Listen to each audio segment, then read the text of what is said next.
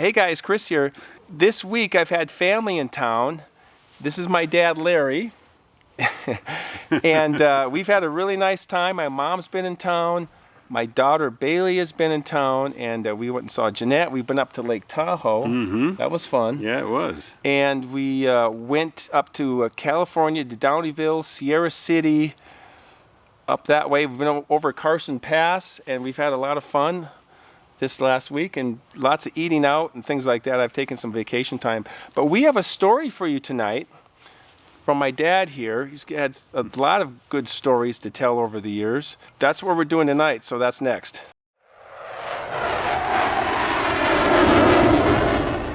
For tonight's beer, at least for me, I'm having the Firestone Union Jack IPA. What are you drinking? And I'm drinking a Corona Extra. Corona Extra in the bottle, so.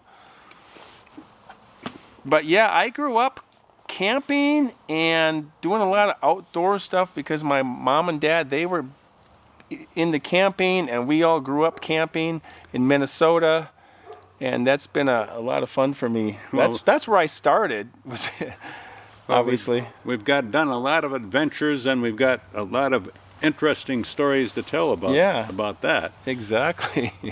but I'm not going to talk about that tonight. Yep. I'm from Minnesota, but I was raised in Texas, and this story concerns when I came up from Texas after I graduated from high school. I graduated from high school, I moved up to Minnesota, and I was living with my grandma. And this was in the year 1957. It was on Memorial Day, which happened to be a Thursday. I don't know why I remember that. But my friend Ken came over, and he told me that the Air Force was going to have a flyby of a place called Sunset Memorial Cemetery. The Air Force was going to have their Blue Angels take a big pass over Sunset Memorial and then come back and make another pass. And we thought it would be really great to go down there and see what was going on. And so he said, let's grab our bikes and go. And Sunset Memorial was about 1.5 miles or maybe even a little bit further to from our house.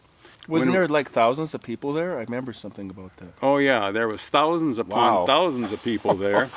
Wow. And anyway, by the time we got there, they were just making their first pass over the cemetery, and they were going to come back and make another pass.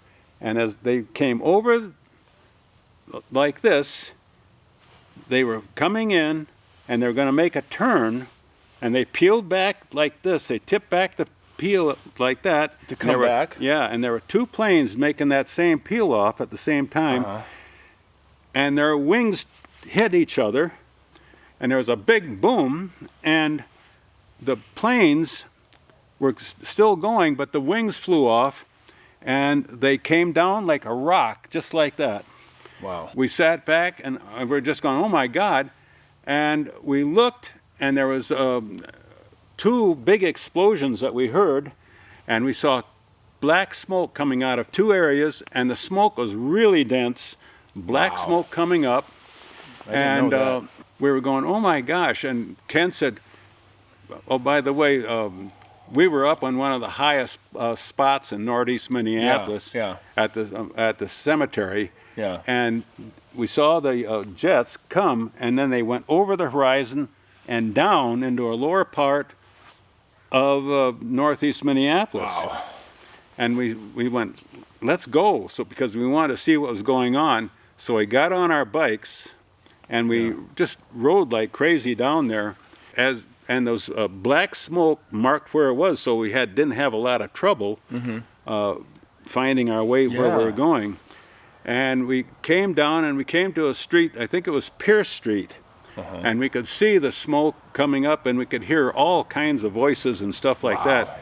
And we turned on into Pierce Street, and it was like a Steven Spielberg movie, because what we saw was there was a big gouge down the center of the street. Wow. Where the jet plane, the guy brought the jet plane in and brought it right down the center of the street, and just before he hit the street, well, we didn't know this yet, but he jettisoned himself out of the plane. Wow. And I looked to the right, and there were all the trees were on fire. The yards were on fire, and the fronts of the houses were on fire on both sides of the street. Well, And this was daytime? yeah, it was right in the middle of the day. I bet you, I think it was, I'm going to guess about 11 a.m. in the morning. Yeah, it sounds... Maybe 11:30 or something like that. Well, I even saw a guy out there with a garden hose trying to put out the fire on his house. Wow. And Yeah. while I was looking at all this, I saw something out of the corner of my eye, and I looked, and I saw the pilot in complete gear with the headgear and the flight suit, and he was hanging by his parachute from a big elm tree right over here, almost in the middle of the road there. Wow.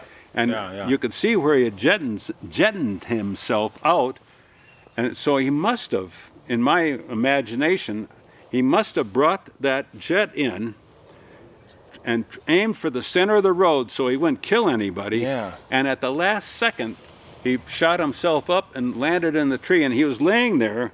His head was down, and his arms were hanging down like that. I didn't know if he was alive or dead. Yeah.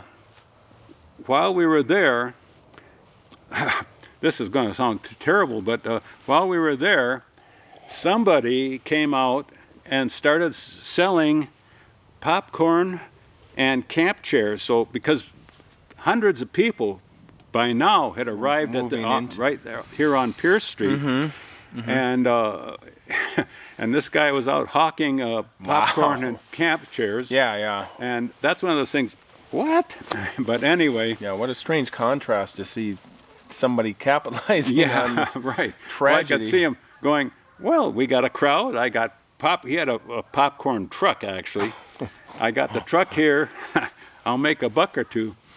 We started talking to people. We found out that I think around 8 people were killed, and the engine out of the jet flew right over the house on one of the sides and landed in their backyard. Really?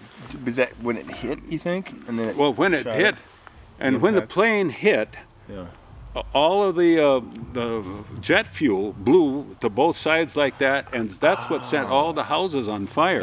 That makes sense. And so it was a terrible mess. People were running around everywhere. There were injured people. At that time, I did not see any EMTs or anything else there. The police hadn't arrived. No, nothing much like that. Well, we were there for a while. We were looking at stuff, and we saw the other plume of black smoke coming up, and it was quite a ways away. Yeah. So we got our bikes, and we rode to the other site, and at the other site we came up on it was kind of an empty field. Okay. And the jet had come down and blew a hole, I would say 35 feet wide. Wow. Circle in this like field. That. In this empty field. Yeah. But in front of the jet, about 50, 60 yards away, was a metal shed, and it was really one of these big industrial sheds, and it was filled with hundreds and hundreds and hundreds of small holes in it where the jet landed, and it blew across this field, and it was I think it was just a big metal shed that was used for some kind of industrial purpose. Sure.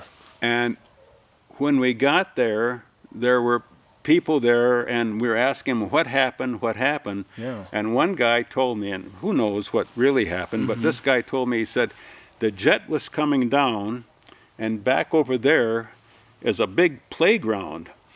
And it was screaming down towards this big playground. He said there was over 100 kids there, and the guy pulled back and brought the jet up, and at a certain point he couldn't go any further, and then it went straight down into the ground, and that guy was killed. And it sounds like he ended his life to save the kids, because he could have jettisoned and let the jet do whatever the heck it was going to do. Well, And that's true. Oh my gosh. Yeah. That guy turned out was killed, but the other pilot that parachuted, he was alive. He lived through it. Even though at the time I'm looking at him, I thought he was dead as as anything. Yeah. And the interesting thing was we got a Star newspaper from the Twin Cities from 1957. We found the article and reread it, and he got more clarification on exactly what happened. He thought the guy that was in the tree had died. He looked dead. He was hanging in the tree. But so it was really cool to get that information and all the details about what happened. So at least he knew what was going on. But anyways, just wanted to interject that. And we should have Sherry out here to tell her story. Yeah. She, at the same time that this was happening, was working in a greenhouse. Sherry's my mom, by the way. Oh, yeah. But just saying, it's a good point, though. Anyway, yeah, she was working in a greenhouse, and all of a sudden, a piece about this big came through, crashed right through the glass greenhouse, and landed just a ways away from her. She was working there. Yeah, that was a part-time job that she had there, working in the greenhouse. Yeah, she was talking about that. And anyway, that's pretty much what I can say about it there. Yeah.